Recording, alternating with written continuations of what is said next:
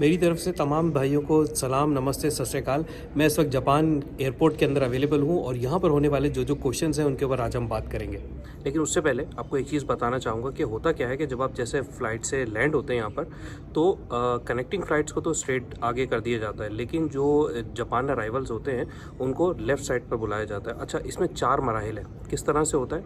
आप जैसे ही सबसे पहले एंटर होते हैं लेफ़्ट साइड के ऊपर, तो वहाँ पर आप 1 बाय 1 यानी कि आइल्स बनी होती हैं, तकरीबन 10 लाइन्स होती हैं और उन 10 लाइन के ऊपर आपको गुजारा जाता है तेज़ी से। और उसमें एक बहुत बड़ा कैमरा होता है जो बॉडी को पूरे स्कैन करता है। जैसे एक मिसाल देता हूँ, जो पाकिस्तान से अगर देख रहे हैं वीडियो तो उनको पता होगा कि जैसे टोल प्लाजा में गाड़ी गुजरती एक बड़ा सा कैमरा होता है, या दुबई अबू धाबी आते हुए कोरोना के टाइम के ऊपर जैसे वो एक इन्होंने बंद बनाया हुआ था जहाँ से निकलते थे, इस तरह का एक सिनेरियो होता है जो कि स्मॉल होता है। एक एक कर चाहे वो बच्चा है तो वो एक निकलेगा, फिर ख़वातीन बच्चे जो भी है, इस तरह से एक सिलसिला होता है। एक स्टेप ये होता है, उसके बाद फिर जिग जैग लाइन आ जाती है।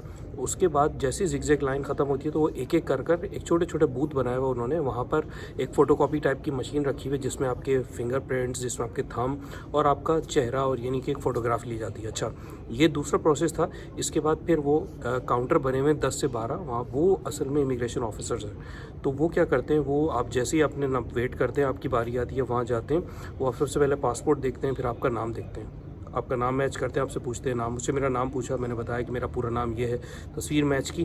फिर मुझसे पूछा कि आप यहाँ पर क्यों आए हैं। मैंने बोला मैं यहाँ पर टूरिज़्म के लिए आया हूँ, मैंने काफ़ी सारे ममालिक घूमे। अच्छा, तो आपके होटल का क्या नाम है? मैंने उनको होटल का नाम बताया कि मेरे होटल का ये नाम है। अच्छा, फिर उसने मुझसे एक और चीज़ पूछी, उसने कहा कि आप मुझे अपनी रिटर्न टिकट दिखाएँ। तो मैं कतर एयरवेज से आया था, मैंने अपनी रिटर्न टिकट दिखाई, मैं इस डेट को हूँ और इस डेट को हूँ। तो उसने कहा अच्छा ठीक है, आप 5 डेज़ के लिए यहाँ पर हैं।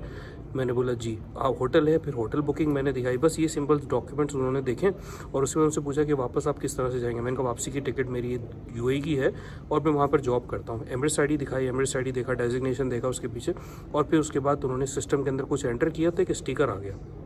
वो स्टिकर आया, मैं आपको दिखाता हूँ, ये स्टिकर आया और ये स्टिकर पे उन्होंने साइन किया और मुझे पकड़ा दिया पासपोर्ट। अच्छा, पासपोर्ट देने के बाद फिर आप एक और रास्ते से जाते हैं बाहर जाने के लिए। एग्ज़िट से पहले वहाँ पर सामान चेकिंग होती है।